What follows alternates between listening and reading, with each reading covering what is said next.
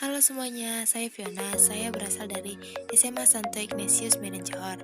Pada video kali ini, saya ingin menjelaskan proyek saya, yaitu proyek sejarah yang berkolaborasi dengan geografi. Selamat menyaksikan. Kebudayaan Jawa di Indonesia dan peninggalan-peninggalan pada masa Belanda dan Portugis. Apa yang dimaksud suku Jawa? Suku Jawa merupakan suku terbesar yang ada di Indonesia. Suku ini terkenal akan tata krama, lemah lembut, dan sopan. Masyarakat tidak hanya berada di Jawa saja, melainkan tersebar ke pelosok Indonesia. Hal ini karena penduduk Jawa mengikuti program transmigrasi pada masa Orde Baru. Sejarah Jawa di Indonesia.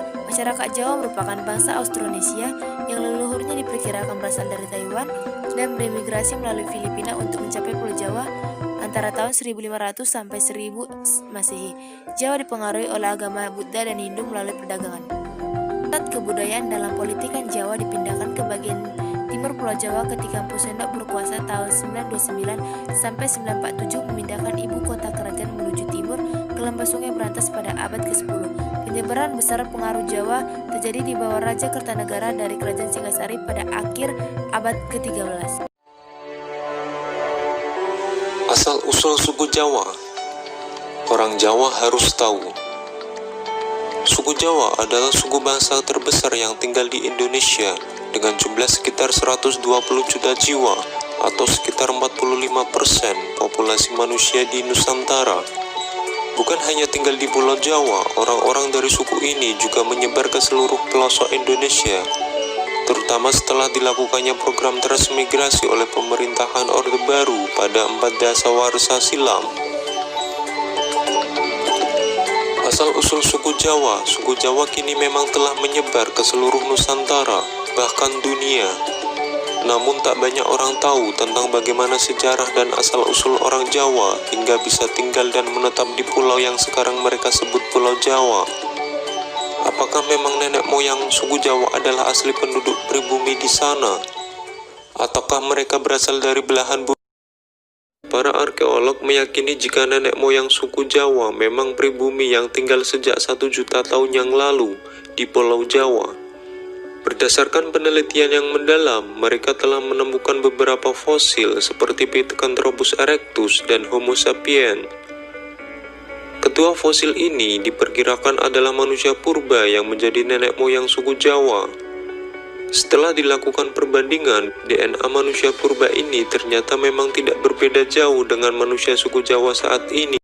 Kebudayaan Pulau Jawa, khususnya di Jawa Tengah, DKI Jakarta, dan Jawa Timur, budaya Jawa mengutamakan keseimbangan, keselarasan, dan keserasian dalam kehidupan sehari-hari. Budaya Jawa menjunjung tinggi kesopanan dan kesederhanaan. Budaya Jawa termasuk salah satu Majapahit budaya Indonesia. Contoh kebudayaan Jawa. Yang pertama, wayang kulit. Wayang kulit merupakan salah satu kebudayaan suku Jawa yang dipercaya telah dikembangkan oleh Wali Songo. Yang kedua, senjata tradisional. Senjata khas yang digunakan oleh orang Jawa berupa keris. Contoh ketiga, seni musik. Suku Jawa memiliki musik tradisional yang dihasilkan oleh gamelan. Keempat, seni tari. Tarian Jawa yang dilakukan dengan lama gemulai mengikuti irama gamelan. Yang kelima, bahasa dan aksara. Sejarah masuknya bangsa Portugis di Indonesia. Bangsa Portugis merupakan bangsa Eropa pertama yang datang ke Indonesia. Masuknya bangsa Portugis ke Indonesia awalnya hanya untuk berdagang dan disambut ramah oleh penduduk. Namun lama-lama Portugis ingin menguasai Indonesia dengan monopoli rempah-rempah karena Indonesia kaya akan rempah-rempah. Peninggalan sejarah pada masa Portugis dan Belanda di Indonesia, terutama di Pulau Jawa. Peninggalan bangsa Portugis di Indonesia. Contoh yang pertama, Benteng Toluco Ternate. Benteng ini dibangun pada tahun 1540 oleh Francisco Serrao, seorang panglima Portugis. Banyak yang mengatakan bahwa nama Toluco merupakan nama dari penguasa ke-10 yang berada di Kesultanan Ternate. Namun berdasarkan catatan sejarah Belanda, tahun 1610 benteng Portugis diperbaiki oleh Peter Both yang merupakan proyek bangsa Belanda, tujuannya sebagai tempat perlindungan dan pertahanan terhadap bangsa Spanyol yang kala itu tengah menyerang Ternate. Peninggalan sejarah Belanda di Pulau Jawa. Yang pertama, Gedung Devassi Bank. Devassi Bank dibangun pada tahun 1829. Gedung ini menyimpan sejarah perbankan di Indonesia. Gedung Devassi Bank sempat digunakan sebagai gedung bank pada tahun 1953. Kini gedung tersebut difungsikan sebagai museum, ruang pameran, bahkan dijadikan sebagai studio foto. Devassi Bank juga menjadi salah satu cagar budaya milik Bank Indonesia. Yang kedua, Gereja Kelahiran Santa Perawan Maria. Gereja ini merupakan gereja tertua yang ada di Indonesia.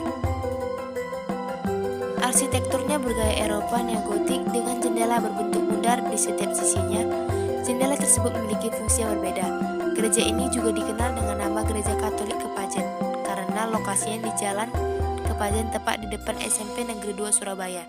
Gereja ini dibangun pada tahun 1899 dan diresmikan pada tanggal 5 Agustus 1900. Contoh yang ketiga, Gedung Negara Gerahadi. Gedung Negara Gerahadi dibangun pada tahun 1795 pada masa berkuasanya Residen Hendrik van Hogestroop. Awalnya gedung ini digunakan untuk rumah kebun sebagai tempat peristirahatan pejabat Belanda dan terkadang sebagai tempat pertemuan dan pesta. Gedung yang dirancang oleh seorang arsitek Belanda bernama Insinyur Willem C. ini sempat menjadi tempat perundingan Presiden Soekarno.